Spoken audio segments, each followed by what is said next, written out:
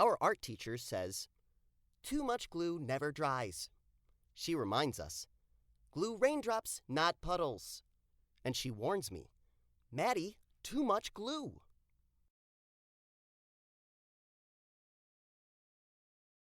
But my dad and I love glue. At home, we make glue glasses, glue mustaches, and even glue bouncy balls. Mom is happy to help.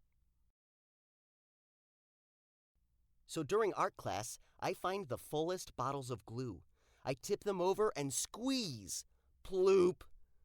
Glue squishes from the orange tips and slops all over. Sequins and googly eyes float around in a gluey lake. Then it's time for the most important decoration.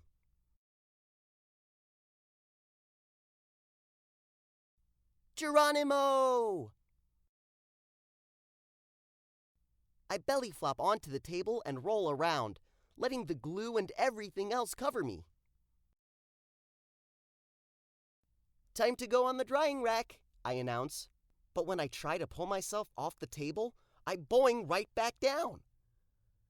"Too much glue, Maddie! Too much glue!" my teacher squawks. This is bad. There's only half an hour until the end of school, and all I can do is lift my head, wave my hands, and wiggle my feet. The rest of me is a blucky, stucky mess. "Can somebody help me?" I call. While my teacher breathes into a paper bag, Noah shouts, "Let's lasso him!" Izzy, Noah, and Owen get to work. Soon, I'm roped from all sides like a rodeo pony. But when they try to pull me out, snap! The lassos break, leaving colorful octopus tentacles everywhere. The glue is too strong, and now I'm a clingy, stringy, blucky, stucky mess. "Don't worry, Maddie, we know what to do," shout Luke and Grace from across the room. "Is that a tow truck?" I ask as they wheel the contraption over and stick a plastic hook into my suit of glue. My friends pull one way and the glue pulls the other. Creak, click, creak, click, until...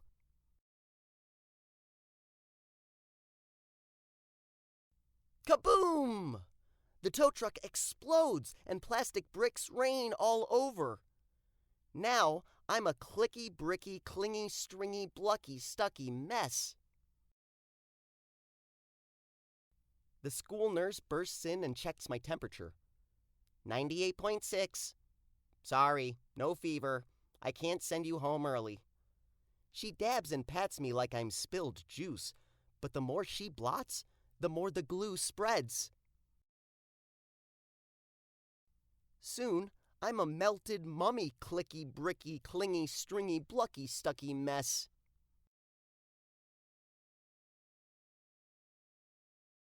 Then the principal comes in. He takes one look at me, sticks a note on my belly, and leaves. Seeing my teacher huffing and puffing like a train gives me a great idea. I whisper it to Haley and Owen. The final bell rings and everyone freezes, except Owen and Haley.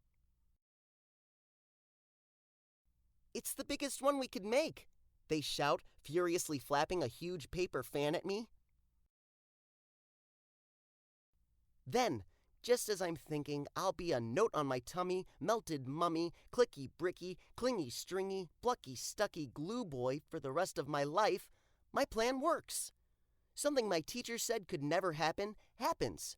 The glue dries.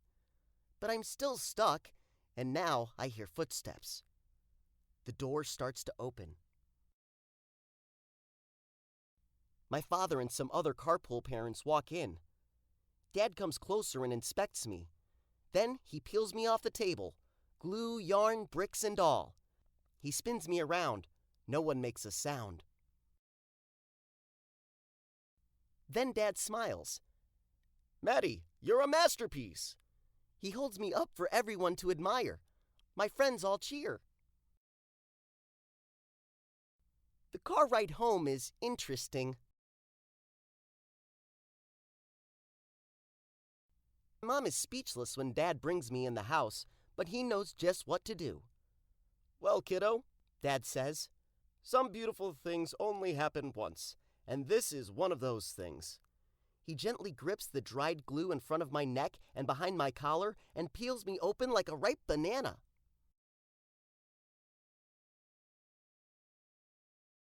Now, it's Dad's turn to glue, and he seals up the sides of the me-shaped work of art. "I bet it would take all the glue in the art room to make a U-shaped work of art, Dad," I say. Dad laughs. Then he glues a big magnet to the back of my project and hangs it on the fridge. During dinner, we sneak peeks at my masterpiece. And after dinner, we take the principal's note very seriously. From the desk of Elmer G. Stuckey. Please encourage Maddie to use tape instead of glue.